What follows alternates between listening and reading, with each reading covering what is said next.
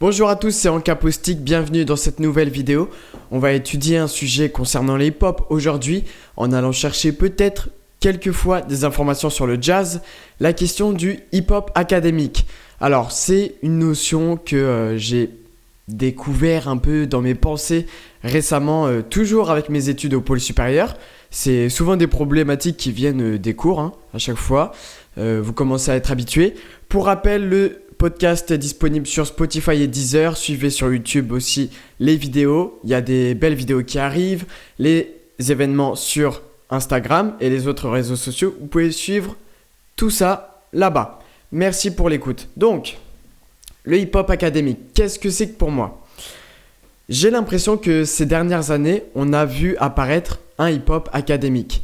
Donc, l'académisme en danse, c'est ce qu'on va donner comme nom aux danses jazz, classiques et contemporains.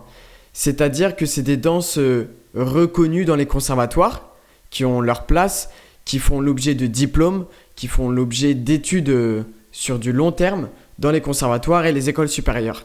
Et vu que le hip-hop, depuis 30-40 ans, a pris une place énorme dans la culture, c'est pas étonnant qu'ils prennent cette direction, ce chemin que le jazz a pris plus récemment dans le temps par rapport aux classiques et contemporains. Mais voilà, ça suit cette direction. Et pour moi, il y a plein de signaux dans la culture en ce moment en France, dans les battles, les spectacles, qui montrent ça. Et alors, pour commencer cette vidéo, il n'y a pas de jugement. C'est pas bien, c'est pas mauvais. C'est juste un fait sur le hip-hop, la danse hip-hop aujourd'hui en France, qui se tourne vers l'académisme. Et c'est un débat qu'il y a depuis quand même pas mal d'années. Je me rappelle qu'il y a un peu moins de 10 ans, la question du diplôme d'État, donc le diplôme qui certifie les danseurs pour être professeurs. Il y avait déjà cette question il y a un peu moins de 10 ans. Enfin, c'est-à-dire que moi, je l'ai vu pour la première fois il y a un peu moins de 10 ans sur Facebook. Donc, je ne sais pas si ce débat du diplôme d'État, il est rentré dans la culture hip-hop en France il y a plus de 10 ans. Peut-être que oui, mais j'étais pas là, j'étais pas au courant. Et donc, j'ai commencé à voir ces questions de diplôme d'État sur Facebook. À l'époque, il y avait des photos de profil qui étaient partagées sur non diplôme d'État. Et donc, c'est un long débat vraiment qui prend ses racines depuis pas mal d'années. Et moi, quand j'étais plus jeune, donc quand j'avais peut-être 13-14 ans, je me rappelle avoir relayé ces photos de profil non diplôme d'État sans savoir ce que c'était. C'est juste que je suivais le groupe. Et maintenant, aujourd'hui que je suis un peu mieux informé, que peut-être que je vais faire le diplôme d'État l'année prochaine, je ne sais pas. Je vois ce que c'est, je vois les enjeux, je me rends compte de la formation, de ce qu'elle est, la formation du diplôme d'État, donc je suis un peu plus au courant de ce qui se passe. Et donc forcément, la question du diplôme d'État, elle est toujours d'actualité, voire plus que jamais. Peut-être que c'est relié sûrement aux Jeux Olympiques en 2024 avec le break qui fait son entrée. Voilà. Il y a quand même pas mal de choses, d'éléments dans la culture aujourd'hui, hip-hop en France, en danse, qui mettent la puce à l'oreille sur ce que le hip-hop peut devenir pour les prochaines années. Alors, on va voir quels sont un peu ces signaux. Et encore une fois, je le répète, c'est ni positif ni négatif. Je m'en fous, c'est juste un état des lieux. Un état des lieux d'un point de vue subjectif, encore et toujours. Et donc, au pôle supérieur, encore une fois, j'ai eu des cours de hip-hop et des cours de hip-hop qui revenaient à la base. Alors que je suis un danseur hip-hop depuis quelques années, donc c'était étonnant, marrant de retourner un peu à ces bases-là et voir où j'en étais, voir en fait mon évolution par rapport au hip-hop de base. Et donc, qu'est-ce que j'ai pu remarquer ? Eh bien, simplement, le hip-hop académique. C'est-à-dire que avec les 3-4 professeurs qu'on a eu de hip-hop à notre formation, j'ai remarqué qu'il y avait un hip-hop de base qui s'était installé, qui était moins installé il y a quelques années. C'est-à-dire qu'aujourd'hui, on reprend les mêmes bases et le lexique est clair. Là où il y a quelques temps, on n'était pas très au point sur la nomenclature et c'était pas forcément le point d'entrée dans un cours de danse hip-hop. Là, aujourd'hui, ça commence à s'uniformiser. Et encore une fois, je le répète, c'est ni bien ni négatif. À s'uniformiser Parce que il y a ces bases qui reviennent, il y a la construction du cours commence à devenir la même.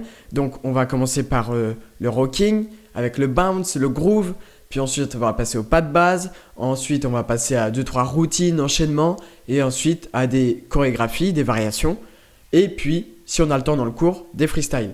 Et c'est un schéma de cours qui se retrouve dans le jazz. Et c'est pas forcément le même schéma, mais on va dire que le schéma est clair et la progression l'est tout autant. Donc on va du plus petit au plus grand, du moins complexe rythmiquement au plus complexe, etc. etc. Et donc les cours de hip-hop aujourd'hui n'y échappent pas à cette règle. Cette règle qu'on a beaucoup empruntée au jazz, au contemporain, même si les cours de contemporain ont une structure moins formelle que le jazz ou le classique, mais ont une structure tout autant.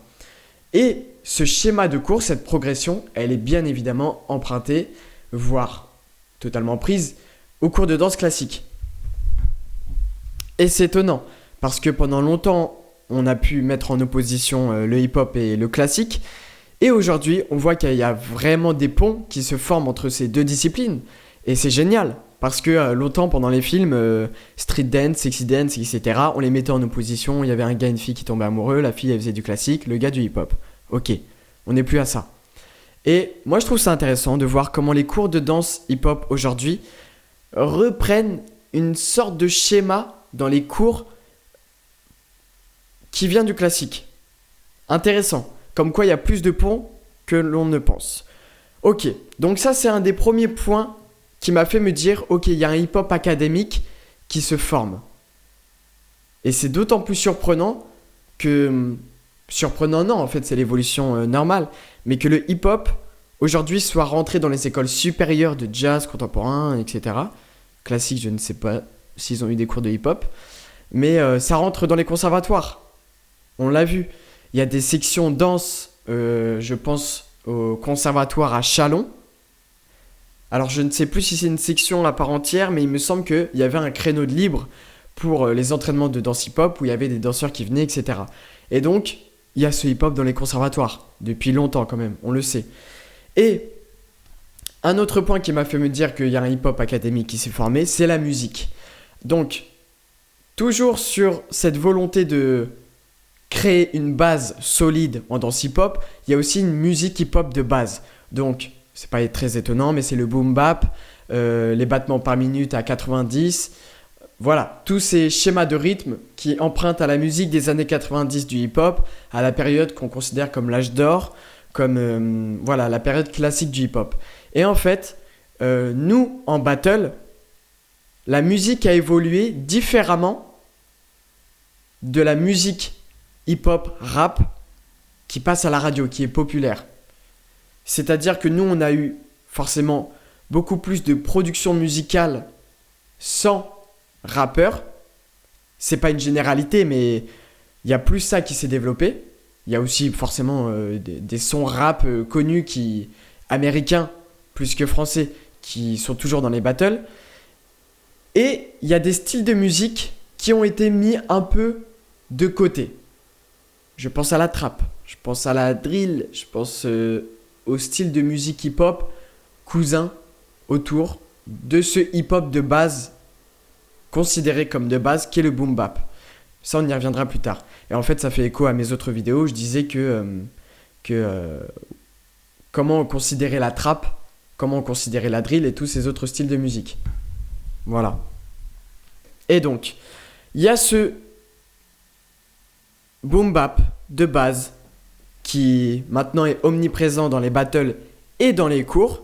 C'est-à-dire que l'échauffement, le bounce, forcément on va aller le chercher dans le boom bap parce que il s'y prête bien, il vient d'ici, c'est son origine. Et donc forcément on va aller le chercher sur des musiques boom bap. Donc musique des années 90. Même si aujourd'hui il y a un retour de cette musique-là en France et dans le monde, dans la musique populaire, le hip-hop en cours de danse, il en est encore à ça.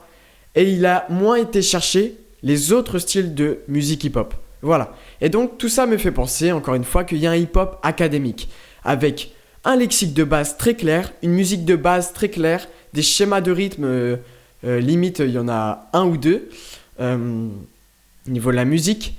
Et en fait c'est comme le jazz, où on va avoir le shuffle de base, avec les pas de base, avec les pas de Charleston, les pas de modern jazz, etc. etc. Et voilà, ça forme un tout académique.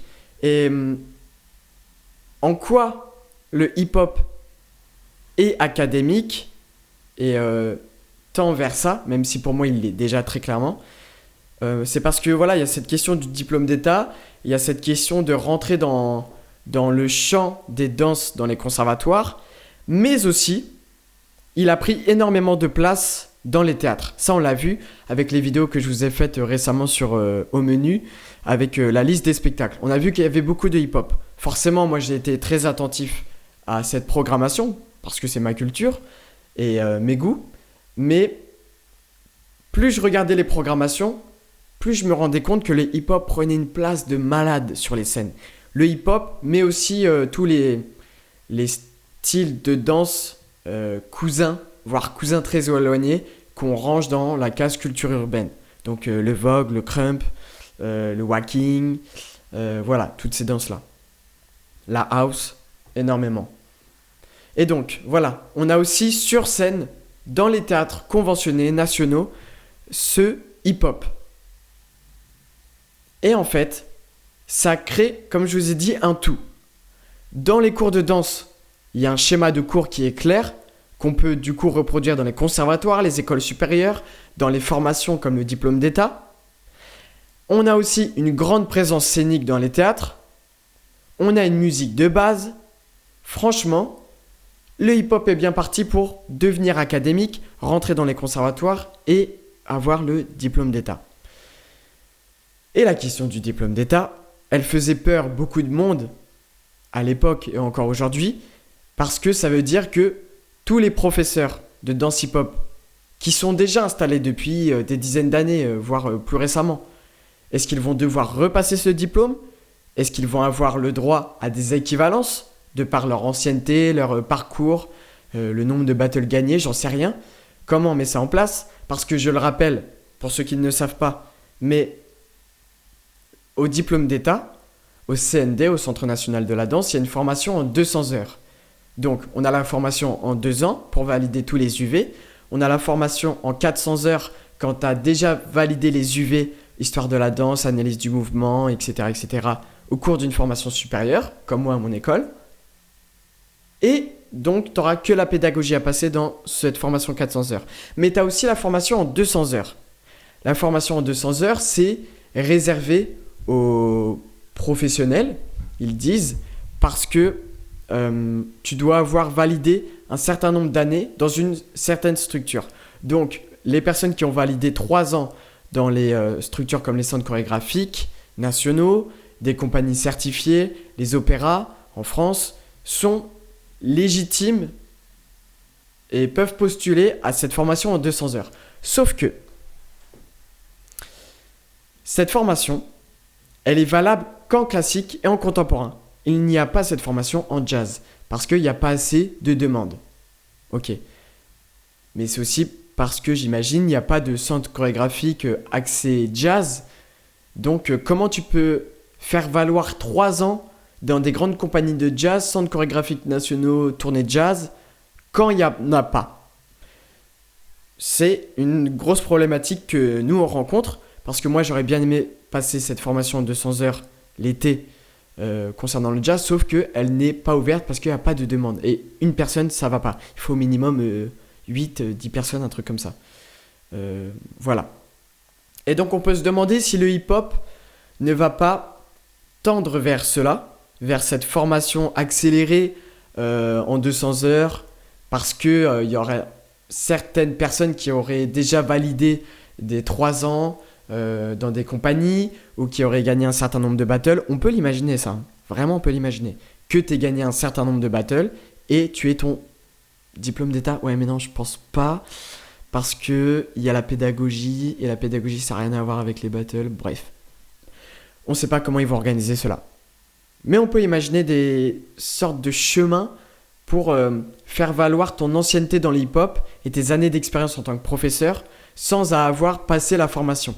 Et quand je dis sans avoir passé la formation, c'est sans avoir fait l'examen. Parce que la formation en 200 heures l'été, t'as pas d'examen. Ça, c'est plutôt bien. T'as juste des cours de... C'est comme du rappel, voilà, pour la pédagogie, pour l'anatomie, etc., pour plein d'autres choses. Mais voilà, peut-être que le hip-hop va tendre vers cela. Ok, donc je vous ai exposé pourquoi selon moi, il y a un hip-hop académique, ou du moins un hip-hop qui tend vers l'académisme, et un hip-hop qui se tourne vers le diplôme d'État. Diplôme d'État qui fait énormément débat depuis des années. Ok. Et donc, moi, ce qui, à un moment, m'inquiétait, ou du moins me posait question, c'était à quel point on avait fermé le hip-hop. Parce que je vous ai dit, il y a toujours des styles de musique qui arrivent dans cette grande culture hip-hop. Et peut-on les considérer comme hip-hop ? Je sais pas. Je pense à la drill, la jersey, la trap. Certains peuvent dire que non, c'est pas du hip-hop parce que c'est arrivé après une telle période, etc. Il y a des arguments, ça peut s'entendre. Bref. Moi, la question qui me pose, c'est ce hip-hop qu'on est en train de fermer pour le donner à l'académisme, au conservatoire, au diplôme d'État, etc. Ce hip-hop qu'on ferme. Est-ce qu'on peut rajouter, est-ce qu'on peut encore le faire grandir ? Parce que c'est compliqué, j'imagine, j'ai pas la réponse à tout, mais ça peut être compliqué quand tu as une culture encore en développement de donner ta danse au conservatoire ou au diplôme d'État. Mais le contemporain le fait, parce qu'elle est encore en évolution sur les scènes. Enfin bref, ça se danse énormément encore, c'est toujours en évolution. Mais le contemporain, ça date d'une certaine époque déjà maintenant, et on peut penser qu'une certaine période du contemporain a été figée, fixée, et qu'on ait pu le donner maintenant au diplôme d'État conservatoire. Le hip-hop, en est-il de même ? J'ai l'impression que, quand je vous ai dit qu'il y avait une musique hip-hop qui s'était formée, des schémas dans les cours de danse avec tout le lexique de base, voilà. Donc on a un certain hip-hop légitimé, reconnu comme la base, celui des années 90, etc. Ce hip-hop-là, est-ce qu'il peut encore évoluer et du coup avoir sa place dans toutes ces structures que je vous ai citées ? Je sais pas. Parce que la problématique c'est, peut-on créer des nouvelles bases indéfiniment à un style de danse ? Parce que je peux, considérer que, hop, un pas que je viens de faire et que j'arrive à boucler et nommer, parce que nommer, c'est fermer quelque chose, comme je vous ai dit dans l'ancienne vidéo. Est-ce que ce nouveau pas qui a été créé peut être mis au répertoire des bases du hip-hop ? Ou alors, le répertoire des bases du hip-hop se forme à une certaine époque et celui qui se forme après ne peut pas en faire partie, ou du moins est une descendance, un héritage. Je sais pas. Parce qu'il y a énormément de pas aujourd'hui dans le hip-hop qu'on a récupéré, qu'on a inventé ces dernières années. Est-ce qu'on peut les considérer comme des bases ? Et moi, ça me rappelle une histoire, le bateau de Thésée. Alors, je suis pas un spécialiste, encore une fois, mais c'est cette histoire du bateau qui est remplacé planche par planche. Il me semble qu'il traverse la mer ou l'océan et il se détériore. Du coup, on le remplace planche par planche et au fur et à mesure, on remplace complètement le bateau, faisant en sorte qu'il n'y ait aucune planche de départ qui soit encore sur le bateau. Donc, est-ce qu'on peut considérer ce nouveau bateau comme l'ancien, comme étant le même ? Voilà. Et moi, j'ai l'impression qu'il y a un peu cette problématique avec un répertoire de bases de danse, surtout dans le hip-hop. Parce qu'on a vu qu'il y a quand même des bases de hip-hop qui se sont créées sur la trap, sur la drill. On voit beaucoup de danse drill aujourd'hui. Est-ce qu'on peut considérer comme des bases ou est-ce qu'il faut que ça fasse son temps et que ça comment dire, ça perdure dans le temps, voilà. Et voilà, pour moi, j'ai vraiment l'impression que c'est lié à cette histoire du bateau de Thésée. Il y a une autre image qui me vient, c'est que c'est comme une langue qui évolue. Et est-ce qu'on peut toujours la considérer comme la langue de départ, malgré que la langue de départ soit une évolution de la langue d'avant, bref. Et c'est comme si à une langue tu rajoutes des mots, de l'argot, venant d'autres langues. Est-ce que tu considères toujours ça je sais pas, du français, etc., etc. Et voilà, j'ai vraiment l'impression qu'il y a cette problématique-là en hip-hop qui me pose question de est-ce que au diplôme d'État, au conservatoire, sera enseigné toutes ces nouvelles bases qu'on crée au fur et à mesure des années. Et ça m'intéresse comme question. Parce que vraiment, vous commencez à comprendre un peu ma direction et ma pensée concernant la trappe, mais j'ai vraiment l'impression que c'est l'enfant oublié du hip-hop, qu'on n'arrive pas à inclure dans les cours de danse et à considérer comme faisant partie de l'histoire de la danse hip-hop, malgré que j'ai l'impression qu'elle est compliquée en France, la trappe dansée.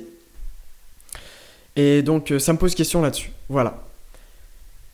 On va arriver à un point, et on y est déjà, où le hip-hop, et c'est normal, hein, c'est pas bien ou mauvais, c'est juste une évolution, comme le rock, le jazz, vous allez comprendre, mais où le hip-hop va se diviser, parce qu'il y a tellement de styles différents que tu peux pas te dire danseur, enfin tu peux te dire danseur de hip-hop en long, en large, mais certains pourront se définir comme danseur drill, danseur trap, danseur boom bap, etc., etc., selon les styles de musique et les esthétiques. Et donc ça va diviser le hip-hop. J'espère qu'on pourra toujours se retrouver. Mais pour moi, il y a déjà cette séparation entre déjà les b-boys et les danseurs debout, alors que ça fait partie de la même culture, on le rappelle. Mais c'est une séparation liée au style de musique et à la danse qu'on y applique. Et donc, il y a déjà cette séparation qui est faite, ne serait-ce que dans les battles. Parce que dans les battles, je vous le rappelle, mais il y a des DJ, il y a des juges, il y a certaines têtes qu'on appelle et d'autres qu'on n'appelle pas. Et donc chaque battle, chaque communauté, chaque groupe appelle son DJ, appelle ses juges préférés, etc. Et ça fait que dans un certain battle, tu vas avoir ce genre de son. Parce que tu sais que tu as invité tel DJ. Tu vas avoir ce genre de danse parce que tu as invité tel juge, etc., etc. Et donc, ça crée déjà une séparation. Et on voit très bien que le hip-hop au Fusion Concept n'est pas le même qu'au Juste Debout, n'est pas le même qu'au Battle Bad, n'est pas le même qu'au Summer Dance Forever. Voilà, il y a plein d'exemples. Et il y a vraiment des danseurs, et ça je l'ai entendu plusieurs fois quand même, qui choisissent leur battle en fonction des juges et des DJ. Parce qu'il y a cette séparation dans les styles de danse, de musique, etc., etc. Et donc tout ça, c'est relié un peu à notre problématique de cette vidéo concernant le hip-hop académique et ses cousins, ses autres genres qu'on considère moins comme académiques, qu'on a moins inclus dans notre répertoire, notre lexique officiel du hip-hop. Et donc voilà, j'ai peur qu'il y ait des disciplines oubliées du hip-hop, comme le locking, le popping c'est déjà un peu plus populaire, mais qu'il y ait des disciplines oubliées. Et il y en aura, je pense, parce que je dis cela parce que je le vois avec le jazz en fait.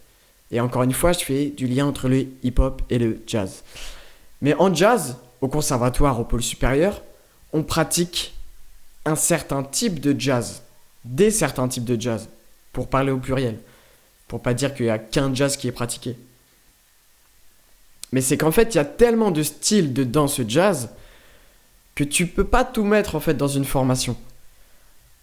Malgré que tu essayes de toucher à tout dans une formation, et une formation comme la mienne, le pôle supérieur, quand même ratisse large, mais il y a vraiment des pans de la danse jazz qu'on n'a pas abordés, comme le Lindy Hop. Les claquettes, on en a fait pendant 1 an, mais c'est tellement une place importante dans l'histoire de la danse jazz que si on devait tout rapporté à l'échelle du temps, les claquettes prendraient énormément de place. Bon, vu qu'aujourd'hui, il n'y a pas énormément de compagnies de danse de claquettes, à part la RB Dance Company, on va faire moins de claquettes dans la formation. Mais c'est parce qu'une formation, et ça répond un peu à mes doutes du début de la vidéo, mais parce qu'une formation, elle évolue par rapport au paysage qui est actuel. C'est-à-dire que nous, élèves, étudiants de cette formation, on nous lâche dans la nature, on nous a formés par rapport au paysage chorégraphique d'aujourd'hui. Pas par rapport au paysage des années 80. Ça n'a pas d'intérêt. Et donc normalement, si on suit cette logique, le hip-hop et sa formation, les formations de hip-hop, devraient évoluer avec le temps. C'est-à-dire que si à un moment, je dis n'importe quoi, je pense pas, mais si la Jersey prend une place mais considérable dans la musique, vraiment ça devient la nouvelle trap, ça devient la nouvelle base à avoir, si à un moment on tend vers ça, les formations, elles vont aller vers ça. Si le hip-hop sur scène dans les compagnies, ils dansent que sur la Jersey, que sur la trap, et les formations, elles vont aller vers ça, parce qu'on forme des danseurs par rapport au paysage actuel, pas par rapport à celui qu'il y avait avant, tu vois. Et donc ça répond un peu à mes premières questions du début de la vidéo. Et c'est vraiment intéressant. Parce que, en fait, il y a vraiment du lien à faire entre le hip-hop et le jazz, comme je l'ai dit depuis tout le temps dans mes vidéos et dans le documentaire. Mais c'est parce que le jazz a connu certaines problématiques similaires à ce que le hip-hop connaît aujourd'hui.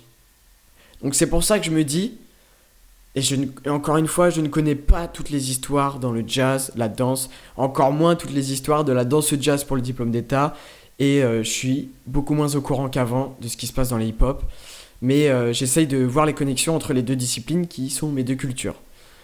Et donc il y a plein de questions que le jazz a eu à répondre par rapport au conservatoire, au diplôme d'État, et qu'il pourrait enseigner au hip-hop pour ne pas refaire les mêmes erreurs. Et certains avancent que le diplôme d'État jazz et l'entrée du jazz au conservatoire a cassé quelque chose dans l'expansion du jazz sur les scènes chorégraphiques. Moi, j'étais pas là dans les années 80 parce que je sais qu'il y a eu beaucoup de choses pour cette période concernant le jazz. Mais voilà, il y a des problématiques similaires. Et il faudrait que les deux se parlent pour aider l'un et l'autre.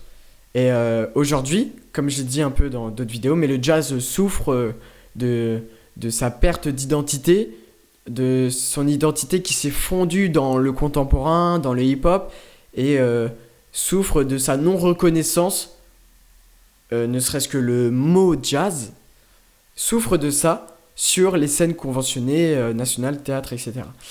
Et voilà, donc le hip-hop, j'espère pas, et j'ai l'impression qu'il a vraiment pas du tout pris cette direction, qu'il s'est très bien imposé sur les scènes, mais j'ai peur, et je ne le souhaite pas, que le hip-hop perde son identité, qu'on ne le reconnaisse plus, et qu'on ait l'impression que c'est du contemporain parce qu'on n'a pas su défendre les couleurs du hip-hop et savoir le différencier d'une autre danse.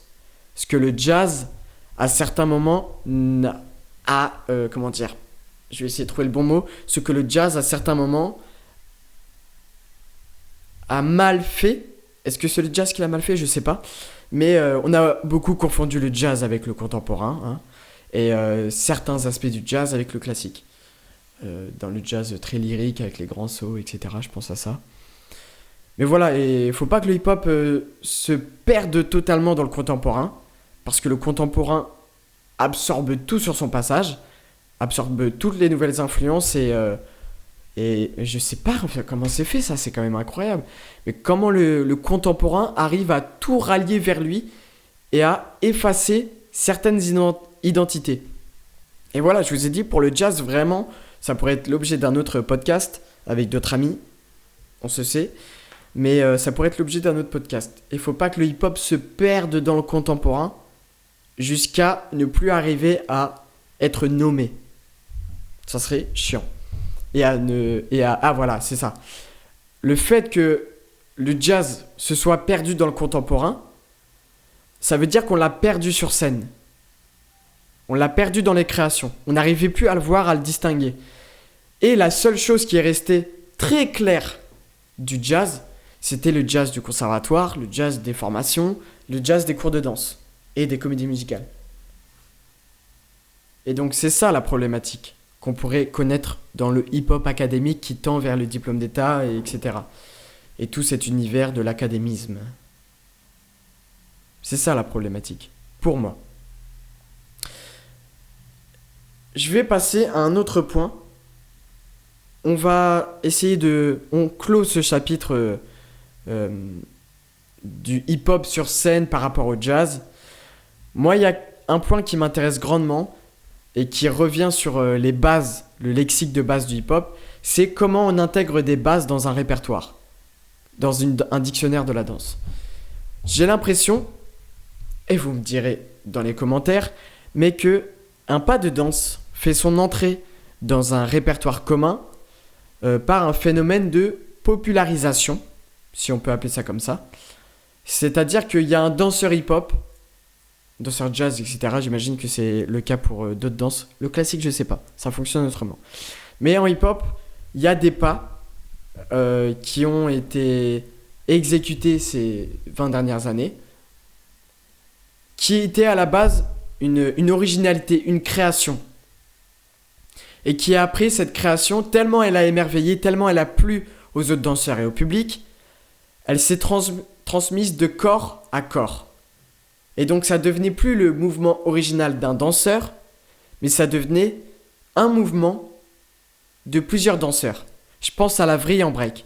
Il y a des très belles vidéos qui parlent de la vrille en break et de son créateur, j'ai même pas le nom du gars, je suis désolé, mais qui dit que il y a un mec en battle qui est arrivé avec la vrille et en fait il y a juste des gars qui ont repris sa création, son mouvement, ce qu'on aurait pu appeler on aurait pu appeler ça du plagiat, hein, concrètement, mais qui l'ont détourné, qui l'ont reprise, qui l'ont amélioré et qui ont participé à conscientiser un mouvement. Et donc il y a ce phénomène de popularisation d'un mouvement, une création originale d'un danseur qui se transmet de corps à corps, et plus ça se transmet, plus ça rentre dans un espèce de répertoire qu'on a tous en commun, et ensuite on pose ça comme une base. C'est le cas pour la vrille, c'est le cas j'imagine pour le tour Thomas en break, pour la vague en hip-hop, pour... qu'est-ce qu'il y a d'autre ? Il y avait un mouvement de YD qui faisait trembler sa jambe, il y a énormément de danseurs qui l'ont repris. Voilà. C'est ce phénomène-là pour moi qui amène un pas de danse vers le répertoire commun. Le lexique de base. C'est ça. Et dans notre histoire de la danse hip-hop, ce qui a énormément influencé notre discipline, encore aujourd'hui, et qu'on continue de montrer aux jeunes danseurs, c'est le hip-hop dictionary. Et ça, cette phrase, elle résume un peu ma pensée, mais tout bon prof de hip-hop qui se respecte se doit de montrer le hip-hop dictionary à ses élèves. Parce que c'est une telle archive importante qui répertorie énormément de pas de base. Ah oui, pour rappeler le hip-hop dictionary, donc c'est un dictionnaire, c'est une vidéo de deux danseurs qui répertorie les pas de base du hip-hop selon les écoles. Donc tu as old school, middle school, new school, et c'est une vidéo qui date. Donc la new school est déjà de la old school, donc ça, c'est en évolution. Et il y a encore des hip-hop dictionary qui sont en train de se créer avec de la house, avec toute l'influence du light fit, un autre sous-genre de la danse hip-hop qu'on a inclus à notre répertoire des pas de base en danse hip-hop. Voilà, donc le hip-hop dictionary, si vous ne l'avez pas vu, je vous incite à aller le voir. Mais je pense que ceux qui regardent ma vidéo, ils le connaissent, c'est sûr. Mais voilà, c'est pour dire que cet objet de vidéo, le hip-hop dictionary, a énormément eu d'influence. Encore aujourd'hui. Et ce hip-hop dictionary, il a été constitué à une certaine époque, par rapport à une certaine musique, on l'entend dans la vidéo, Et voilà, par rapport à une certaine danse. Et donc, on a ces bases qui sont dans ce dictionnaire. Voilà. Et donc, pour conclure un peu cette vidéo, c'était pour revenir sur le diplôme d'État. Moi, il y a encore 2-3 questions qui me traversent. C'est la pédagogie qu'on donne quand on est professeur de danse hip-hop à ses élèves, qui va être différente du classique, qui va être différente du contemporain, qui va être différente du jazz. Même si, je vais vous expliquer, elle se rapproche beaucoup du jazz. C'est-à-dire que, pour moi, elle se rapproche du jazz parce que c'est des cultures, comment dire, c'est de la même famille, du même grand arbre de la musique, de la danse. Et ce n'est qu'une branche, le hip-hop. Mais une branche qui a bien grossi et qui est devenue un autre arbre. Voilà. Et donc pour moi, il y a des aspects dans la pédagogie jazz qu'on retrouve dans le hip-hop. C'est-à-dire qu'on va énormément fonctionner par l'imitation. L'imitation, c'est tu vas pas expliquer le mouvement, tu vas laisser les élèves le reproduire. Sans correction, c'est juste tu vas montrer le pas et tu laisses les élèves le faire. Donc sans correction, juste de corps à corps. Pas de corps pratiquant et parlant à un corps qui fait le mouvement et qui entend les indications du professeur. Donc on a beaucoup ça, l'imitation. Et pour faire une petite anecdote comme ça, j'avais pris un stage avec au Trip House. Donc il y avait Mich, il y avait Rabat, il y avait tout au Trip House. Et à un moment, on fonctionnait cercle par cercle. Donc il y avait un cercle ici, ici, dans l'espace. Et à un moment, j'étais dans le cercle avec Mich. Et Mich avait cette pédagogie d'imitation où il ne nous a pas parlé du tout pendant 20-30 minutes. Et il nous a montré des pas. Et il y avait certains moments, il accentuait certains mouvements pour qu'on puisse le comprendre. Avec son corps, avec ses mains, il disait non, c'est pas ça, etc. Mais il ne le disait pas verbalement. Et donc on apprenait comme ça, par imitation. Et ça peut être très perturbant pour des gens qui ne sont pas habitués à cette pédagogie, d'avoir un professeur en face de toi qui est vraiment là, ici, tu vois, et qui ne te parle pas, juste qui fait, et toi, t'as à reproduire. Et tu comprends que c'est pas ça, bref. Et ça, c'est génial. Je trouve ça intéressant. Et le jazz a ça, le hip-hop là aussi, moins le classique. On va faire un pas. Je suis pas danseur classique de formation, j'ai pas pris des cours de classique depuis que je suis tout petit, mais j'ai l'impression que c'est moins ça. On va beaucoup te corriger en te touchant, en t'expliquant le geste, en le détaillant énormément. Donc, je vais pas dire qu'on n'a pas ça en jazz, c'est faux, on l'a bien évidemment. Et même, ça fait partie totalement du style de pédagogie qu'on a. Mais il y a aussi l'imitation, qu'on a moins en classique. Et aussi, on a quelque chose que j'adore, les bruitages. Je vous l'ai déjà dit dans une vidéo, c'est-à-dire que tu vas exprimer la qualité, l'intention du mouvement par un bruitage, plus que par un verbe d'action, plus que par une phrase, un paragraphe qui va te décrire l'intention du mouvement. Et donc, de par ce bruitage, tu vas comprendre la longueur du mouvement, plus le bruitage est long, son intensité, s'il est fort, s'il est tout doux, etc. Tu vas comprendre plein de choses. Le hip-hop fonctionne beaucoup comme ça, le jazz énormément. Et donc, moi, ça m'interroge sur le style de pédagogie qu'on va enseigner, qui va être enseigné au diplôme d'État. Est-ce qu'on va leur dire vraiment utiliser ces bruitages ou est-ce qu'on va aller leur dire non, utilisez complètement que l'oralité, pas d'imitation, nous on veut le détail du mouvement à fond, on veut l'anatomie, on veut que ça sente, que ça parle du coude, etc. Enfin bref. Vous avez vu comment je l'ai dit, c'était pas d'une manière très positive. Mais c'est qu'à un moment, cette pédagogie, elle a ses limites. Comme les bruitages, ça a limite. Ça a ses limites. Donc voilà, je me demande juste en fait quelle pédagogie on va avoir dans ces conservatoires qui vont enseigner le hip-hop dans quelques années, voire qui l'enseignent déjà, le diplôme d'État et dans les écoles supérieures publiques. Voilà. Oh putain, un autre aspect génial, c'est les variations d'examen. Si vous n'êtes pas au courant, au conservatoire, Donc on a des variations d'examen. C'est une chorégraphie que tu passes à la fin d'année, comme un contrôle, pour savoir si tu es apte à passer au niveau suivant. Et donc en jazz, classique, contemporain, tu as ça. J'ai été interprète d'une variation d'examen en 2019 pour le niveau cycle 3 DEC EAT. Et c'est génial. En fait, je me demande si on va avoir la même chose en hip-hop. Parce que la variation d'examen, elle doit rendre compte d'une certaine qualité du danseur, d'un certain apprentissage des pas de base. Voilà pour le niveau supérieur. Donc au conservatoire, c'est cycle 1, cycle 2, cycle 3, DEC ou EAT. Voilà.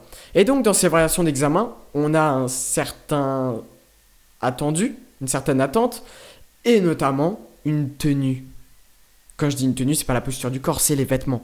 C'est-à-dire que quand tu passes tes examens en hip-hop, enfin je veux dire au jazz, lapsus, quand tu passes tes examens en classique, contemporain, etc., tu as une tenue demandée. Donc c'est bien souvent un juste corps. Pour le jazz contemporain classique, c'est un juste corps. Ou un tutu de temps en temps, pour le classique. Est-ce qu'il y a un tutu dans les variations ? Ouais, je crois, hein. Je sais pas. Bref, il y a une tenue particulière. Et est-ce que le hip-hop devra avoir une tenue exigée pour être en cours de danse au conservatoire ? Parce que je vous le rappelle, pour ceux qui ne le savent pas, les tenues sont exigées dans les conservatoires. C'est-à-dire que les garçons et les filles doivent avoir leur juste corps. J'ai réussi à échapper à cette règle parce que je voulais pas en mettre et que ma prof de l'époque au conservatoire a très bien compris que j'allais pas en mettre.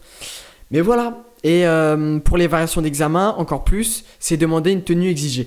Et donc j'ai du mal à imaginer le hip-hop avec un juste corps, un petit legging. Ça va faire crier beaucoup de monde. Et donc j'ai encore plus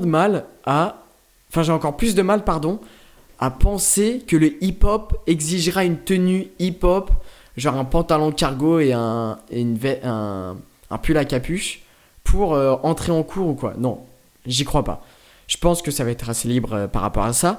Mais c'est juste pour vous dire que à un moment, le jazz n'était pas du tout dans... Enfin, je veux dire, et même le contemporain est peut-être moins le classique. Mais c'était pas des cultures qui exigeaient une certaine tenue. Il y avait des codes vestimentaires pour le jazz à une certaine époque. Ça a évolué, bien sûr. Mais ça n'avait rien du tout à voir avec un juste corps ou un pantalon legging ou quoi, tu vois. Et nous, on nous exigeait le juste corps bleu avec un pantalon avec les pattes d'éléphant et les petits chaussons de jazz. Voilà, c'était la touche de jazz. Mais c'est marrant pour une discipline qui prône quand même une certaine liberté du mouvement et du corps d'exiger une certaine tenue. Voilà. Et je me dis en fait, est-ce que le hip-hop va emprunter ce chemin-là ? Moi, ça m'intrigue énormément. Voilà. Sur ce point, tenue, variation d'examen au conservatoire. Un autre petit aspect. Vous savez, au conservatoire, on a des accompagnateurs. Et ça, je vous l'ai déjà dit dans une autre vidéo. La musique live en cours de danse, c'est très importante dans les conservatoires et les formations supérieures. Parce que le musicien accompagne le professeur et l'accompagne. C'est du sur-mesure en fait pour les exercices, les chorégraphies. Il joue une musique en live qui colle exactement au mouvement du professeur, aux intentions, aux impulsions, aux intensités de mouvement, etc. Et donc je me demande si ça va arriver en hip-hop, si on va avoir un DJ obligatoire, si on va avoir un compositeur en live obligatoire. Voilà, c'est quelque chose qui est quand même souvent, même tout le temps là. En classique, tu as toujours un pianiste avec toi. Tu vas jamais mettre de CD, c'est très rare, à part quand le pianiste est malade, tu vois ce que je veux dire. En jazz, tu vas peut-être avoir un batteur si tu as de la chance, un pianiste. Et voilà, est-ce qu'il va y avoir ça ? Est-ce qu'il va y avoir des petits musiciens avec les petites MPC et des petits synthétiseurs dans les conservatoires ? J'adorerais voir ça. Et j'adorerais faire ça. Je vais essayer de me former à faire tout ça. Mais il y a une place à prendre, j'imagine, pour l'aspect musique dans le diplôme d'état, conservatoire, etc. par rapport au hip-hop. Et moi, ça m'intrigue beaucoup, ce truc-là. Parce que dans les battles, on joue jamais de la musique live. Il y a 2-3 battles qui existent. Le Seven to Smoke en live de Hakim. Il y en a d'autres, j'imagine. Mais voilà, est-ce que ça va arriver en cours de danse ? Ça m'intrigue énormément. Ça m'excite un peu à voir.